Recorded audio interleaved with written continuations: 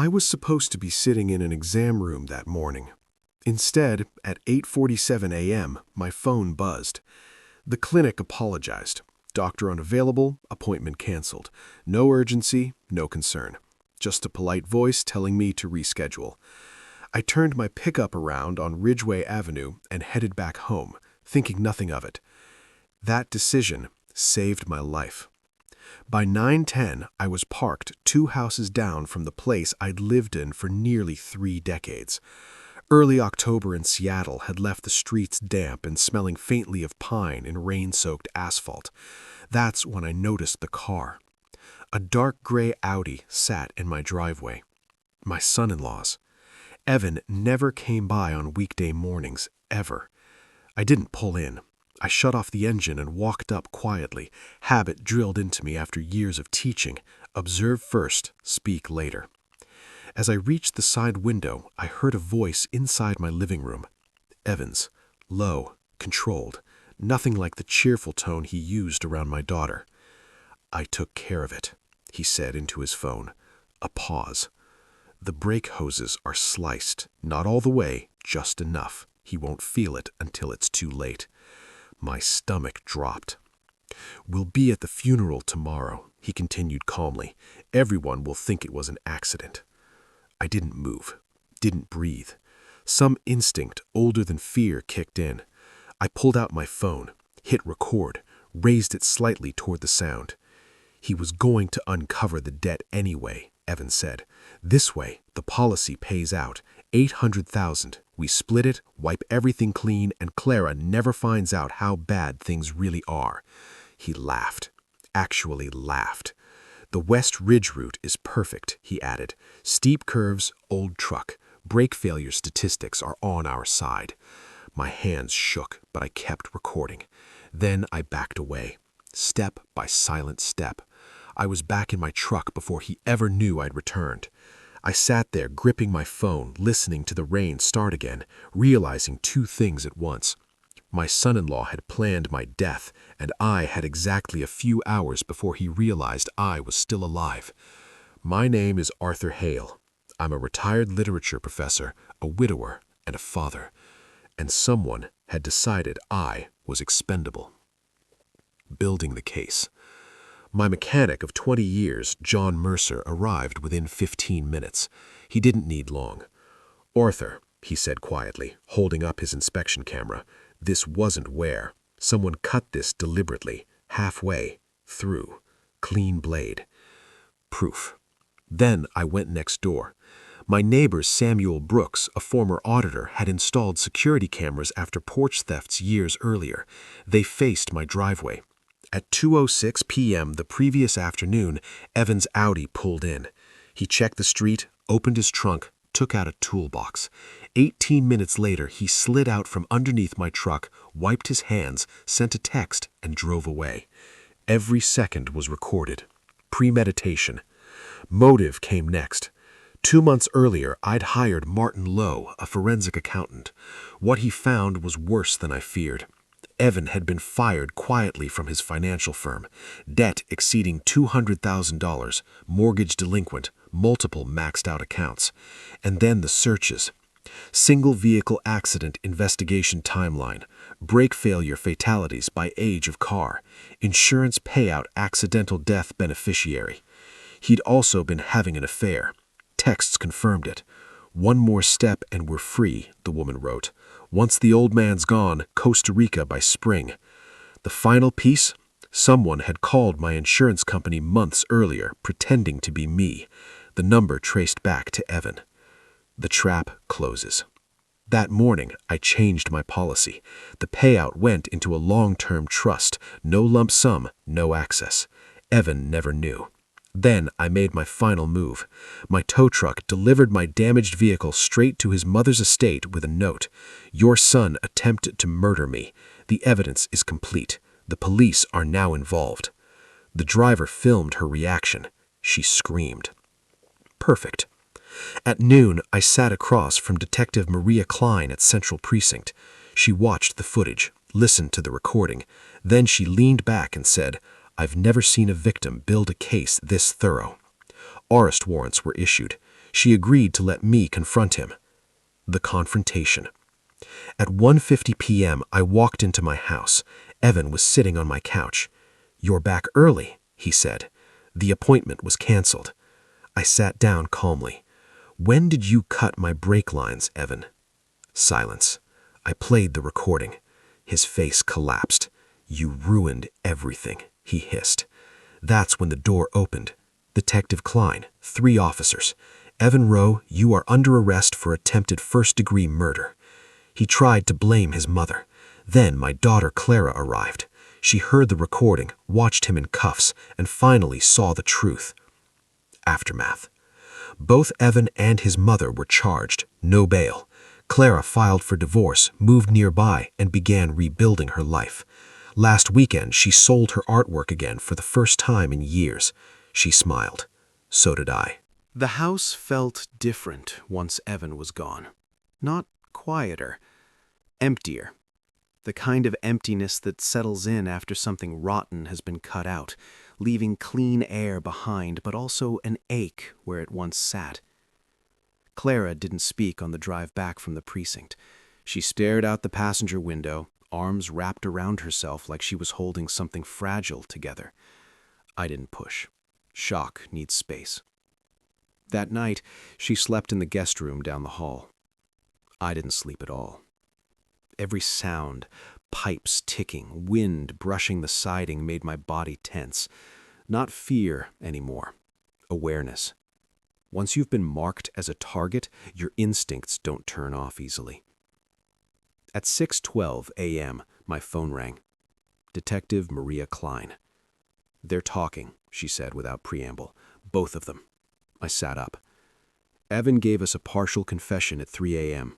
He's trying to minimize his role, but he admitted to sabotaging your vehicle. His mother is denying everything, but we have her voice on the call, and the tow truck footage rattled her." I closed my eyes. What about Clara? There's no indication she knew anything. We're treating her strictly as a victim. Good. That mattered more than anything. The truth unravels. By mid-morning, the media had picked it up. Not my name, yet, but the story was out. Local financial advisor arrested in attempted murder plot involving family member. Evan's former employer released a statement distancing themselves. His affair partner vanished, deleted accounts, no forwarding address. Clara sat at the kitchen table scrolling silently. "They're calling him a monster," she said softly. "He behaved monstrously," I replied. "That doesn't mean you failed to see it. It means he worked very hard to hide it." She nodded, but the guilt still clung to her like fog. "I gave him access to everything. My finances, my schedule, my passwords." "That wasn't trustlessness," I said. "That was love. He weaponized it." She finally looked at me then. "When did you know?" she asked. I hesitated. "Before this," I admitted. "Not about the breaks, but about the control, the money, the lies." Her eyes widened, not in anger, but realization. "And you didn't tell me." "I wanted proof," I said gently, "because I knew if I came to you without it, you'd defend him. And once he knew I was investigating, you'd be in danger too." She swallowed hard. "You were protecting me." "Yes," I said simply, "even when it meant you'd be angry with me." She stood, walked around the table, and hugged me. For the first time since everything collapsed, her hands stopped shaking. Courtroom days. The preliminary hearing was 3 days later. I sat in the gallery beside Clara as Evan was brought in wearing county gray. He didn't look at her. Not once. That told me everything I needed to know. The prosecution laid it out cleanly. Recorded confession, forensic sabotage evidence, security footage, financial motive, digital searches, false insurance inquiry. The judge didn't hesitate. "No bail," she ruled. "Defendant poses a continued threat." Evan's mother sat rigid, lips pressed thin. When she finally glanced back at us, her eyes weren't remorseful. They were furious. That was fine. Anger doesn't sway juries. Evidence does. Healing didn't come quickly. Clara cried in waves, sometimes in the shower, sometimes over coffee, sometimes in the middle of the grocery store aisle because a song came on. She started therapy twice a week. She changed her phone number. She opened a new bank account with only her name on it. Small steps, powerful ones. One afternoon, she brought out her old sketchbooks. She said he said it wasn't practical, that it was a distraction. I flipped through the pages. They were extraordinary. I said he was wrong, and he knew it. 2 weeks later, she rented a booth at the weekend market. She came home with tired feet, $680 in cash, and a smile that looked like sunlight breaking through clouds. I forgot what it felt like to make something without permission. Late one evening, Detective Klein called again. Trial date is set, January. I exhaled. They won't be able to delay this long. The evidence is too strong. Thank you, I said. She paused. You know, she added, most people don't survive something like this emotionally. You stayed clear-headed, you protected your daughter, you did everything right. I stared out the window at the streetlights glowing on wet pavement. I just listened when my instincts finally stopped whispering. Closing thought. There's a lie we tell ourselves, that danger announces itself loudly. It doesn't. It arrives politely, smiling, helpful, familiar. Sometimes it marries into your family. If I had one message to leave behind, it's this. Pay attention to patterns, not excuses. Control dressed up as love is still control. And when something feels wrong, gather facts, not courage alone. Courage without evidence is noise. But truth? January arrived colder than usual. Seattle winters always feel heavier when something unresolved hangs in the air, and this one pressed down on my chest every morning I woke up knowing the trial was coming. Clara and I didn't talk about it much, not because it didn't matter, but because it mattered too much.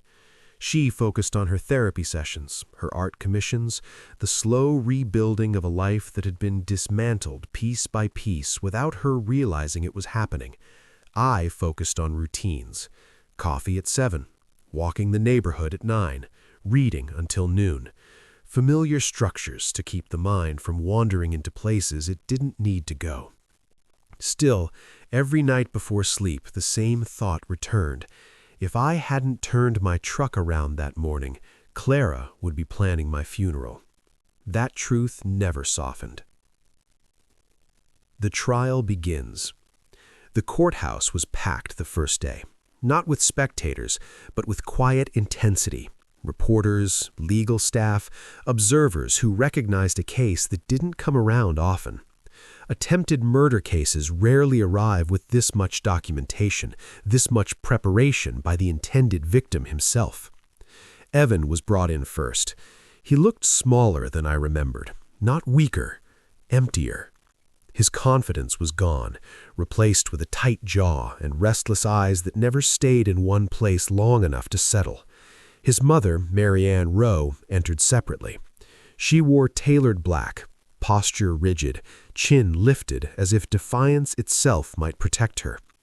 When her eyes met mine across the courtroom, there was no apology, only calculation. The prosecution didn't rush. They didn't need to. They let the evidence speak. The evidence. They started with the audio. The courtroom was silent as Evan's recorded voice echoed through the speakers. The brake hoses are cut. He won't feel it until it's too late. Clara's hand tightened around mine. Then came the forensic testimony. John Mercer took the stand, calm and precise, explaining the exact nature of the cut, how it was engineered to fail only under pressure, how it mirrored known sabotage techniques used to disguise homicide as accident. Next came the surveillance footage. 18 minutes. That's how long the jury watched Evan beneath my truck. No sound, no distractions, just timestamps ticking forward while intent became undeniable. The prosecution finished with the financial motive: debts, termination records, false insurance inquiries, internet searches that left nothing to interpretation. When they rested their case, the courtroom felt heavier than when they began. because by then, it was no longer about whether Evan had done it. It was about whether anyone could possibly deny it. The defense crumbles. Evan's attorney tried. They suggested stress, panic, financial desperation. They implied he never intended for me to die, only to scare me. That argument didn't survive the cross-examination. Did fear require a blade? Did panic require advanced research? Did desperation require an accomplice? The defense faltered. Marianne's attorney attempted a different angle, denial. She claimed she thought the call was hypothetical, that she never believed her son would act. Then the prosecution played the second half of the recording. Her voice was unmistakable, measured, calm, participatory. The jury didn't look at her after that. They didn't need to. Clara takes the stand. She didn't want to, but she did. Not to punish, but to reclaim her voice. She spoke about the isolation, the control, the way Evan slowly replaced her decisions with his own until she wasn't sure which thoughts were hers anymore. She spoke clearly. No anger, just truth. When she stepped down, she didn't look at Evan, and that, more than anything, broke him. The verdict. It took the jury less than 5 hours. They returned just after dusk. Everyone stood. I watched Clara's reflection in the polished wood of the bench, her face pale but steady. The foreperson spoke. On the charge of attempted first-degree murder, we find the defendant, Evan Rowe, guilty. A breath released from somewhere deep in my chest. On the charge of conspiracy to commit murder, we find the defendant, Marianne Rowe, guilty. Marianne's composure shattered. Evan didn't react at all.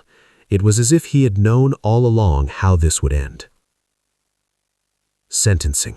30 years. No parole eligibility for 22. The judge didn't dramatize it. She didn't need to. Premeditation removes mercy from consideration, she said plainly, and your actions endangered not only the victim, but an entire family. When Evan was led away, he glanced at Clara for the first time since his arrest. She didn't look back, and that was the moment he truly lost everything. After. Life doesn't snap back into place after justice.